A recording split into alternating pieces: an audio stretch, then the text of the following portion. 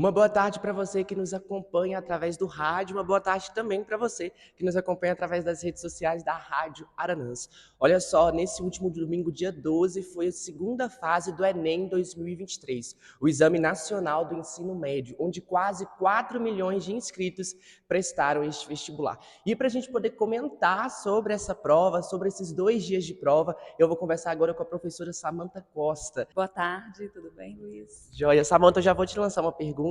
No geral, o que você achou do Enem 2023? Tu achou que foi coerente com os anos anteriores? Até se foi mais difícil, mais fácil? Dá para definir dessa forma? Bom, esse ano eu confesso que foi um ano decepcionante do ponto de vista dos professores quanto a conteúdo. Se por um lado na educação como um todo a gente fica decepcionado, porque o aluno que de fato se dedica, o professor que de fato se dedica em relação a conteúdo, ele viu pouco conteúdo no Enem.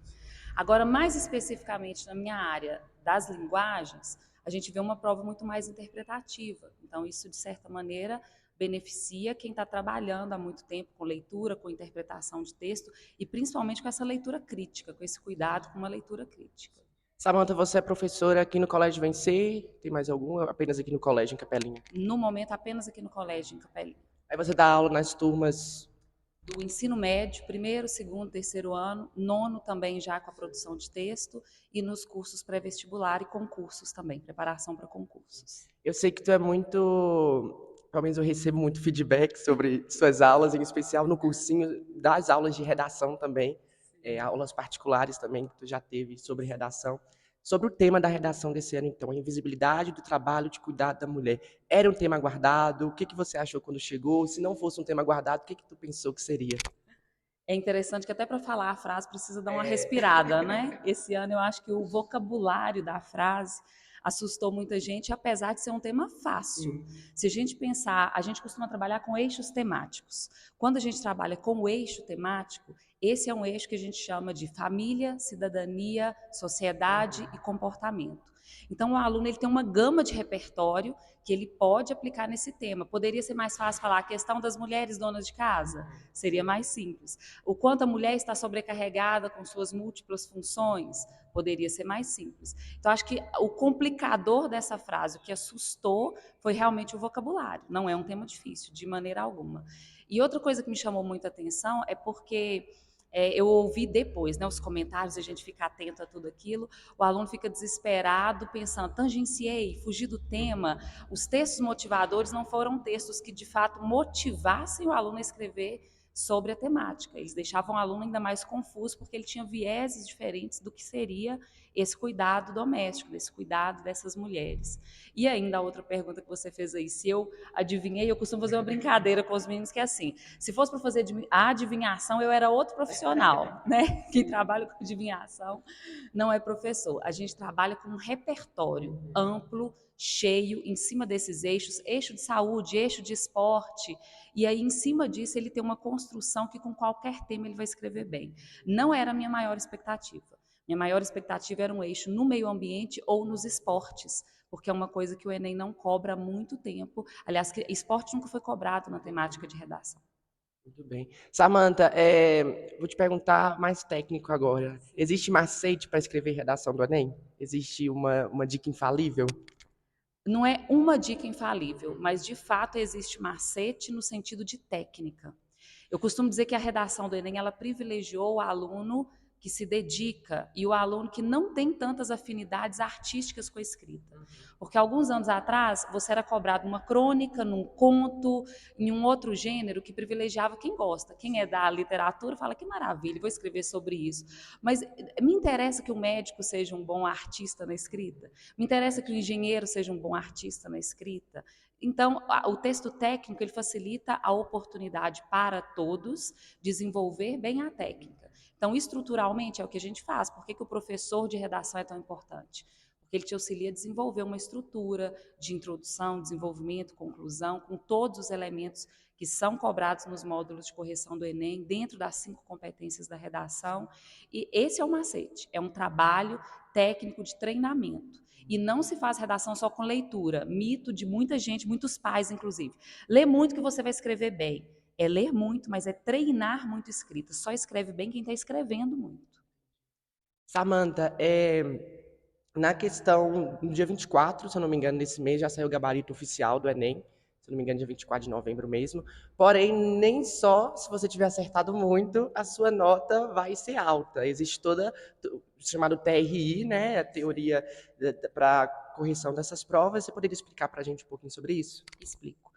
Ontem, pelo Instagram do INEP Oficial, ele lançou uma nota de que adiantaria um pouquinho esse gabarito. Até então, o dia era dia 24, já está com uma perspectiva do dia 14, que já deixa todo mundo mais animado para, pelo menos, controlar a ansiedade. O que acontece? TRI é a teoria da resposta ao item. Ela é uma teoria que, na minha área principalmente, nas linguagens, ela é difícil da gente compreender.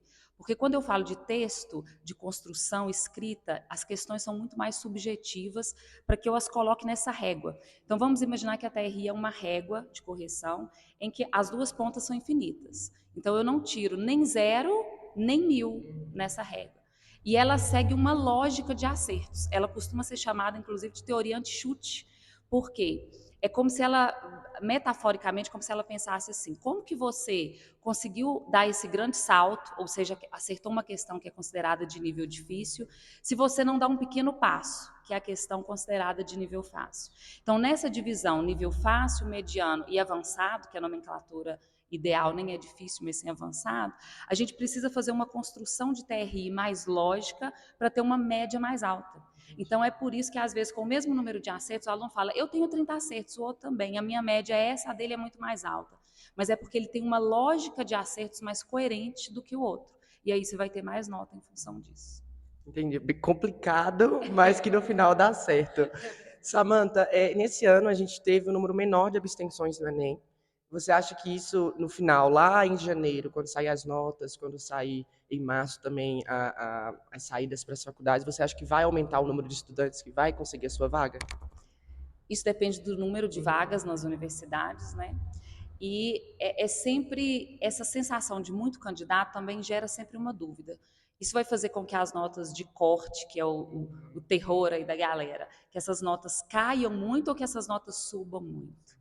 A tendência é que em cursos muito concorridos, essa pontuação de corte, inclusive, suba, aumente, porque a gente vai ter uma população maior tentando. Então, a concorrência de número de candidatos por vaga tende a aumentar nesse primeiro momento. Então, Samantha, dia 16 de janeiro, se eu não me engano, saem as notas oficiais do Enem. Para os seus estudantes, para os estudantes em geral, queria que você mandasse uma mensagem para a gente poder finalizar. Para aqueles que foram bem, estão confiantes, para aqueles que também não estão confiantes, primeiramente. Eu acho que o principal já passou, esse medo de fazer a prova, essa ansiedade, essa tensão do que vai ser feito. É importante agora aproveitar esse momento de descanso, de tranquilidade pós-prova, não é? E pensar que a interpretação de texto, vou puxar a sardinha para o meu lado, não tem como fugir disso. Cada dia que passa, isso é uma chave importantíssima para a gente viver em sociedade, muito além de fazer prova. Se tornar um leitor crítico, um leitor atento, em um país que tem números altíssimos de analfabetos funcionais. Isso é essencial para aguardar, para ter esse momento e principalmente para não desesperar em relação a isso. Às vezes, quando a gente é muito jovem, a gente acha que é a nossa única oportunidade, que é a nossa última oportunidade. E daqui a alguns anos eu costumo dizer para ele: se você foi aprovado, ou se você entrou no curso dos sonhos aos 18, aos 19, aos 20 anos, isso vai fazer pouquíssima diferença na sua carreira. Então é importante ter consciência de que tudo acontece no momento certo para vocês. Samantha, muito obrigada. Eu que agradeço, foi um prazer. Samantha, só para a gente finalizar mesmo, aqueles que tiverem interesse no seu trabalho, em conhecer melhor, principalmente sobre redação, para futuros Enems, como que eles podem entrar em contato com você? Através do colégio, algum número de telefone? Pode entrar através do colégio, os meus números também pelo Instagram, samanthacosta.melof, estão todos lá disponíveis, estou sempre lá atenta ao que está acontecendo e respondendo as perguntas de vocês com frequência, viu? Tá aí, gente, Luiz Fernando para a Rádio Aranãs.